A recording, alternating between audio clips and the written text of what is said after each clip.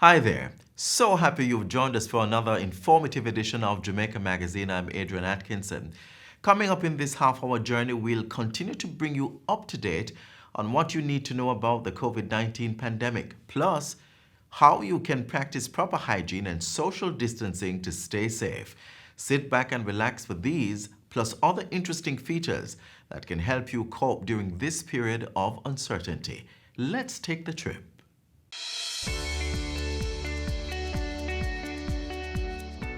Prime Minister Andrew Holness has extended the time for persons in St. Catherine to restock essential supplies in a bid to limit crowding in public spaces.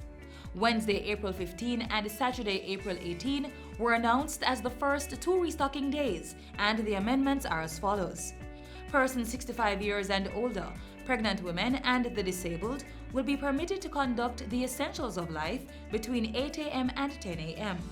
Persons with surnames beginning with A to H between 10 a.m. and 1:30 p.m., I to P 1:30 p.m. and 5 p.m., and Q to Z 5 p.m. and 8:30 p.m.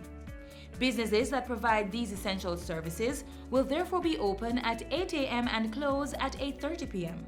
The employees are permitted to arrive at 7 a.m. and leave at 9 p.m.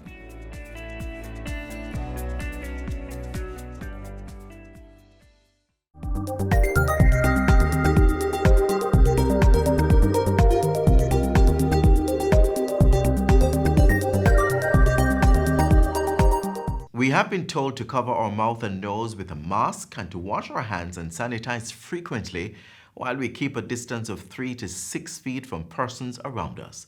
Plus, there is quarantine orders and isolation and even lockdown measures, all critical parts of the government's comprehensive response strategy.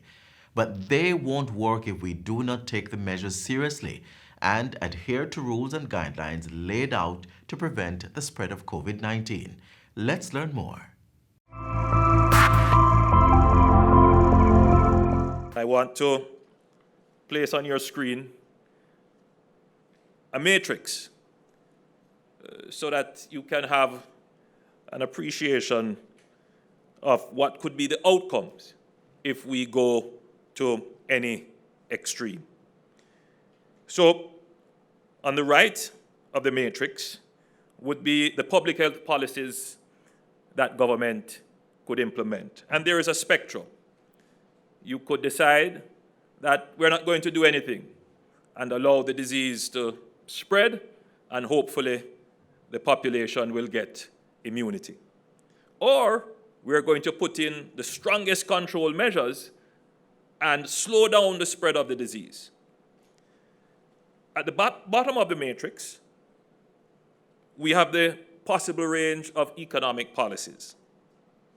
We can say, well, this is going to pass. We don't have to intervene in the economy.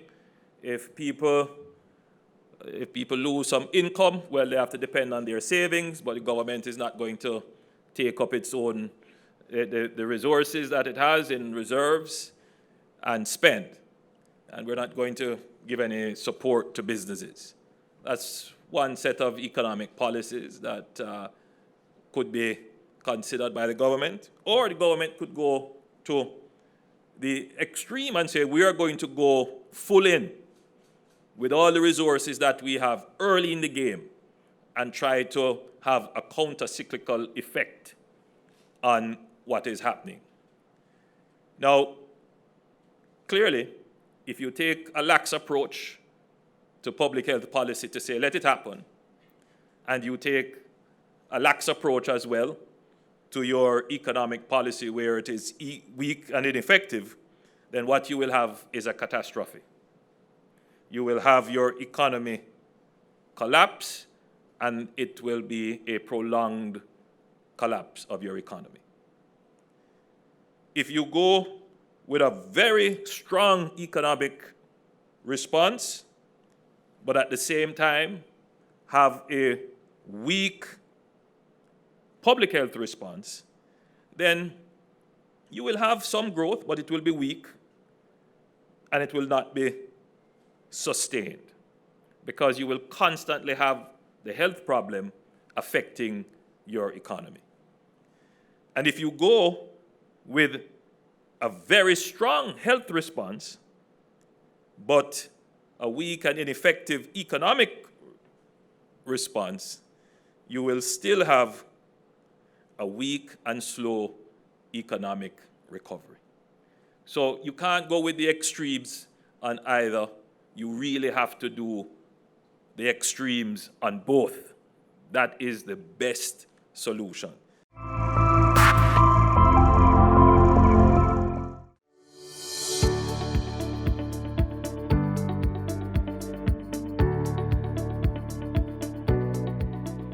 The government's CARE program launched on Thursday, the 9th of April, and by midnight at the end of the 9th of April, we had over 120,000 applications. I'm just going to use round numbers for this summary. And by the end of Monday, or by Monday afternoon, we had approximately 333,000 applications in total. Now, you will recall that the CARE program has a number of components, and one of the components is the compassionate grant that is geared towards those who are unemployed, those who are informally employed, elderly, and students over 18.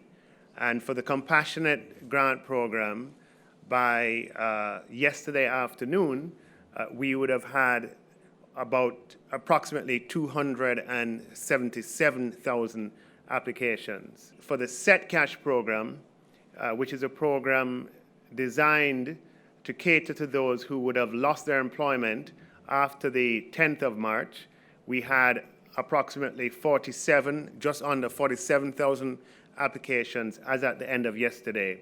And for the General Grants program, which is geared towards various occupational groups that are targeted by the program, we had a total of about 8,000 applications up until yesterday afternoon.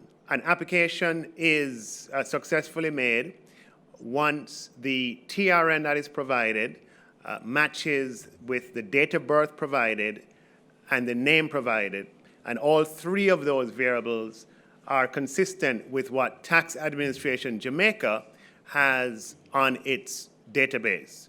Now, it's very important for that verification to take place. The funds that will be used to make these grant payments are taxpayer funds. They're funds that belong ultimately to you, the people.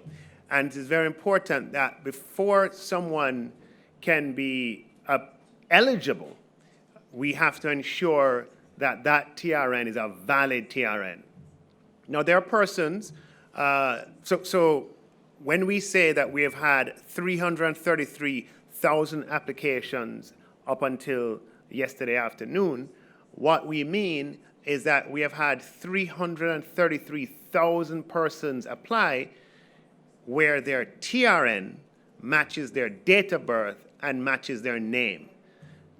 There are a minority of cases in relation to 333,000 where persons have tried to enter and to apply, and the system doesn't allow them to proceed because the TRN that they have entered does not match the name and the date of birth that Tax Administration Jamaica has in their system.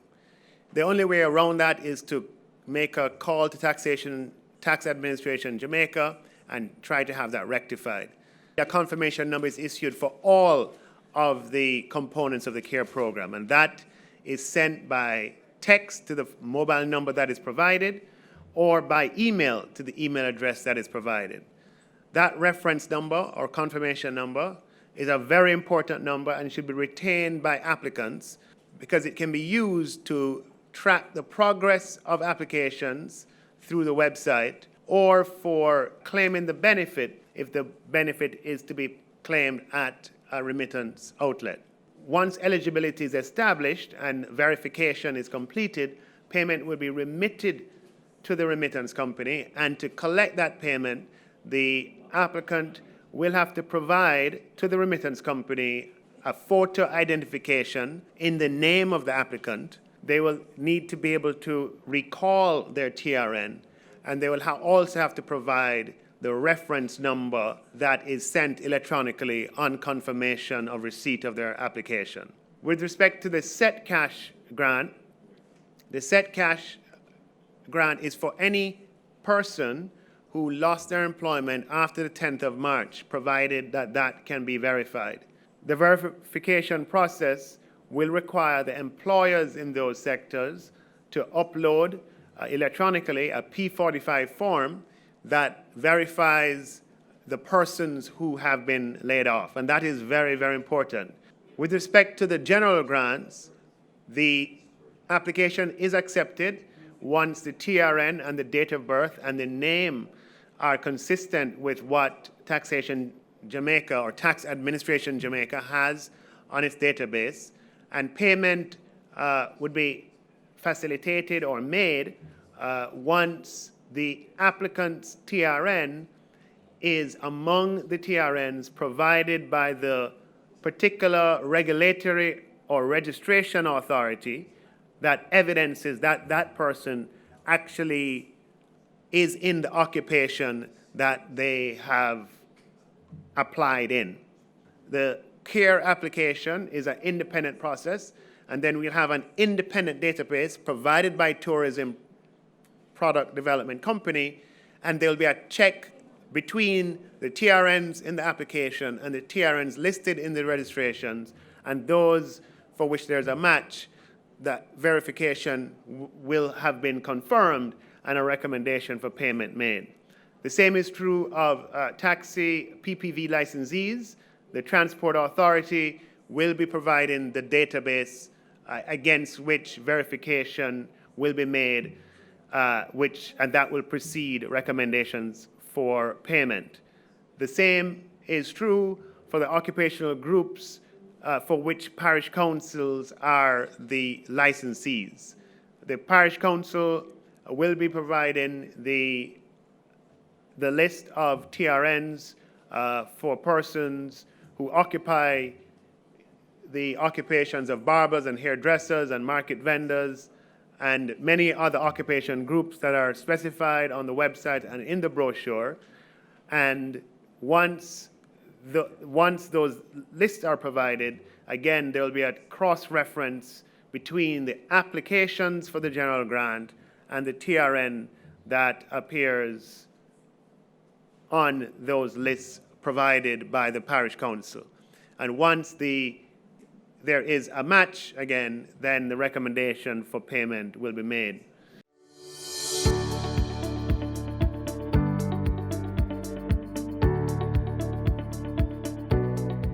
An important message from the Ministry of Health and Wellness.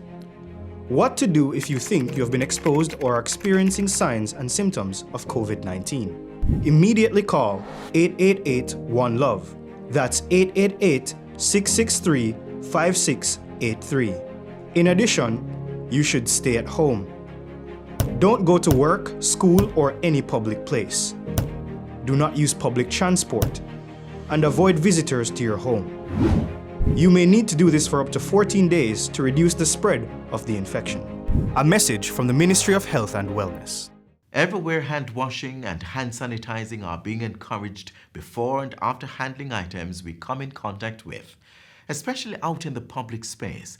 Even farmers out in the field are practicing these safety measures. Check out this novel hand wash station farmers can use to assist with that.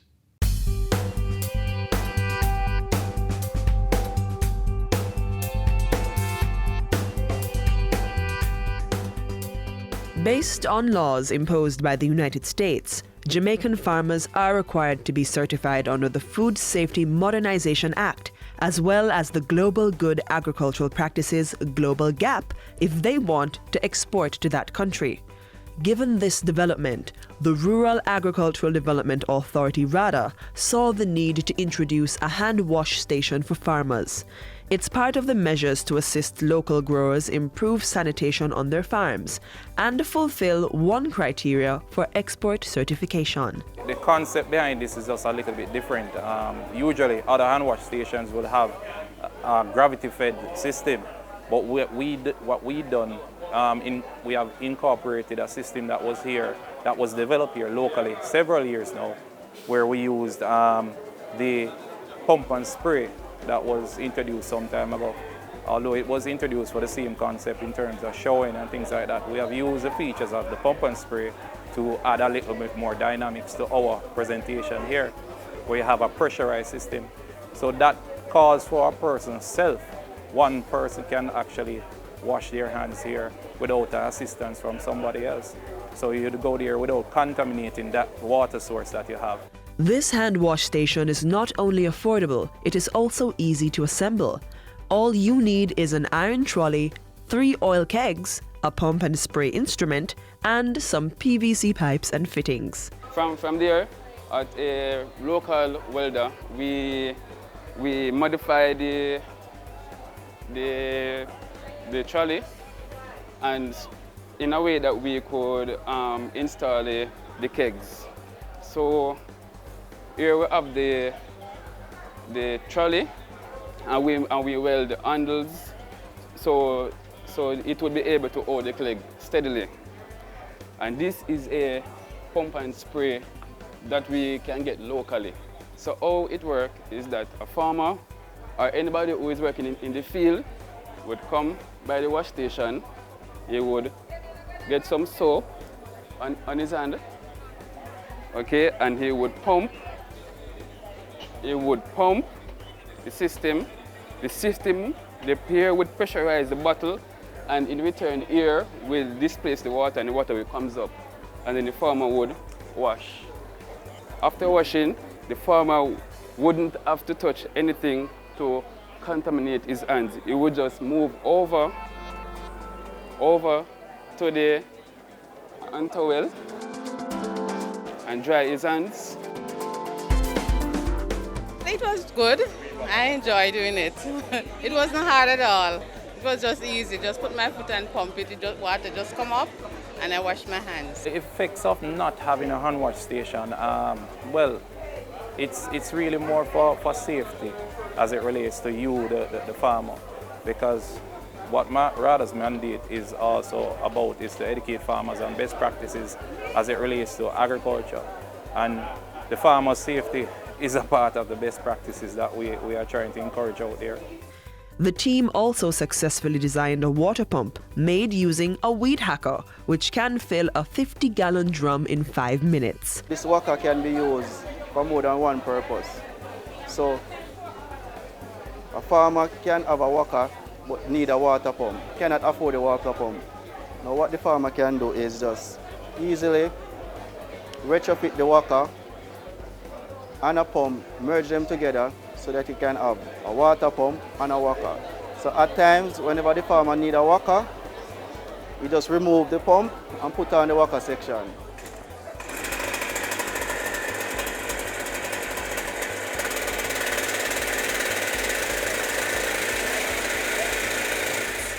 Farming may be expensive, but through innovation, your basic equipment could be just what you need to ensure greater savings.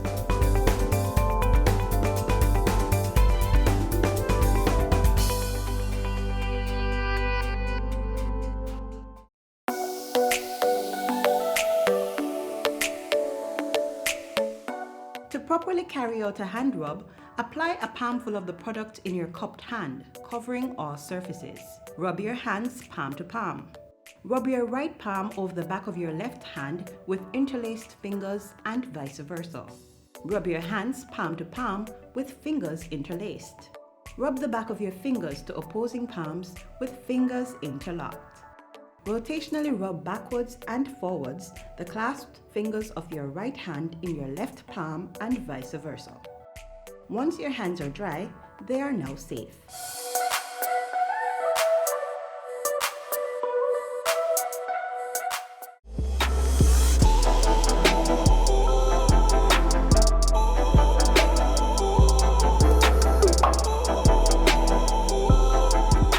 COVID-19 has ushered in a new norm for people across the globe, social distancing, at least for now. With the level of interaction children are used to having now being curtailed, it's important to look at appropriate ways to keep them constructively engaged. Watch this next feature for some interesting ideas and how you can achieve just that. Schools are closed and you're seeing more of your children. I get it. The idea of being cooped up with them all day can be daunting or overwhelming. But there's hope. In a moment, we will share a host of engaging activities for your children while they're at home.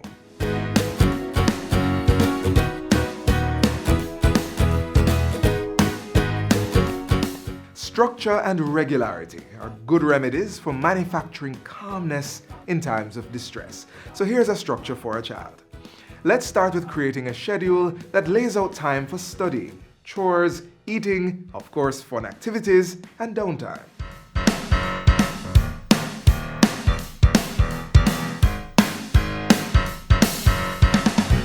Incorporate new gaming activities into your child's routine, like puzzles and game boards such as Monopoly and Ludi.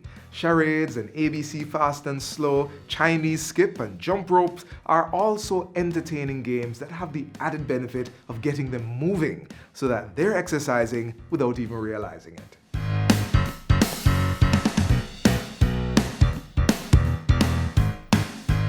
This works better for younger children. They are attracted by a range of colors and experiments. So how about you engage them with some drawings and paintings, bringing their artistic sides to life? Creating science projects is also a good way to work the minds while engaging your children.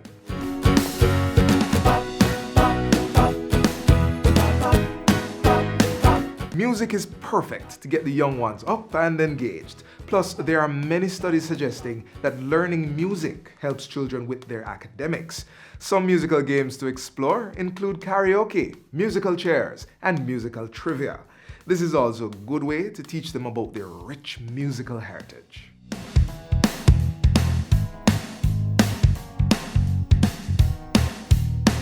This may be the perfect time to teach your children how to prepare their favorite meals. If they already know how, then all the better getting expert hands on board. So here's the plan. Get a cookbook and get them involved. This could make them feel that they are making a valuable contribution to the family.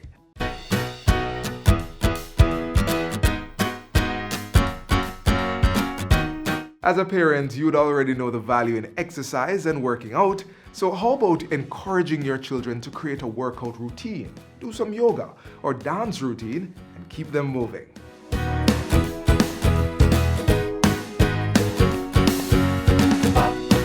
It might not be such a bad thing to allow your children to keep in touch with their peers or friends and keep a strong support network.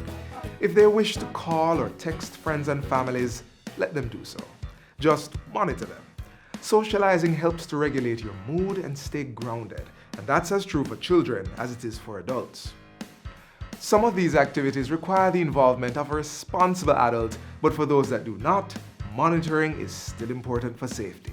Remember that different activities apply to different age groups, so ensure that you check on them in between all their playtime activities and ensure that all is going according to plan. Also, remember you can split the monitoring work between parents and/or older siblings. One parent or older sibling can monitor the children in the morning, while another person takes over in the afternoon.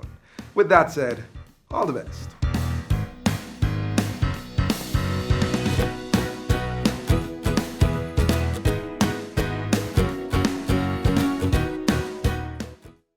As we turn the closing pages of today's magazine, we want to encourage you to not panic over COVID-19.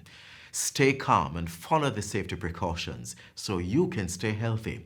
Here's a bit more encouragement for your peace of mind. Scientists and doctors globally are learning lessons from the negatives and taking comfort in this positive. Far more persons have recovered from the novel coronavirus than those who have died. That leads to one hypothesis. The coronavirus disease 2019 is not a death sentence.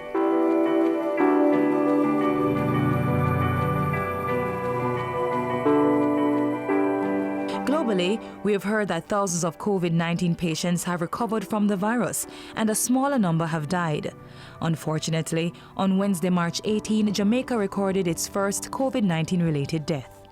The good news, though, is that a few of the patients confirmed with the virus are showing signs of improvement. The United States Embassy in Kingston has reported that patient 2, an employee of the organization, is recovering well. Positive signs for the country, which has recorded double figures of confirmed cases. For the 14 persons that are under treatment, now we have 13 persons that are stable and are doing well. 3 are totally asymptomatic now, and we will start their discharge testing shortly. They're actually doing quite well. As a matter of fact, the early patients looked quite well. They're eating, they're smiling. Of course, there's a tension of this new thing, but they're not incapacitated, right? We have some new cases now. I can't comment on those just yet, but certainly the earlier cases that we had who are still with us, they look like you and me. Most persons will recover. Probably about over 80% of persons will probably have a relatively mild illness. But there are persons that, for whatever reason, who will get a more serious infection. So persons over 60 tend to have a worse outcome, and persons with what we call comorbid factors, so persons who are hypertensive or diabetic or even asthmatic, tend to have a worse outcome. But that doesn't mean that everybody who has that will die. It cannot be overstated. COVID-19 is the name that they have finally decided on for the name of the disease. So that's coronavirus disease 19 for 2019. And the name of the virus that is causing that is now named SARS-CoV-2. So it's that new that persons had to deliberate for a while to say, what are we going to call this new virus? And what are we going to call this new disease? Is it airborne? In recent times, there are persons who are querying the possibility of airborne, but that would not be the primary method of transmission. It's just that we should now begin to think that it could be airborne. Just to recap, remember, contracted COVID-19 is not a death sentence. Just call the Ministry of Health and Wellness if you see signs or have symptoms related to the virus. Do not proceed to your private doctor or a health facility.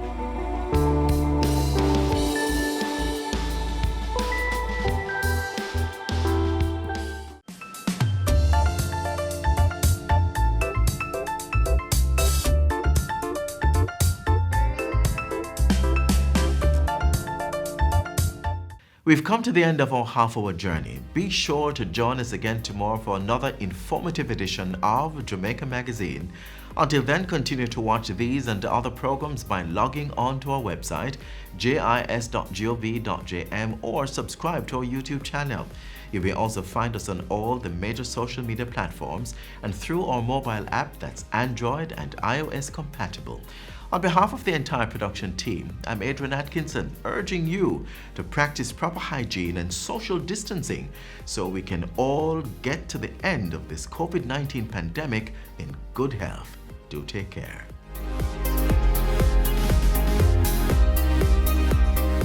This has been a production of the Jamaica Information Service, the voice of Jamaica.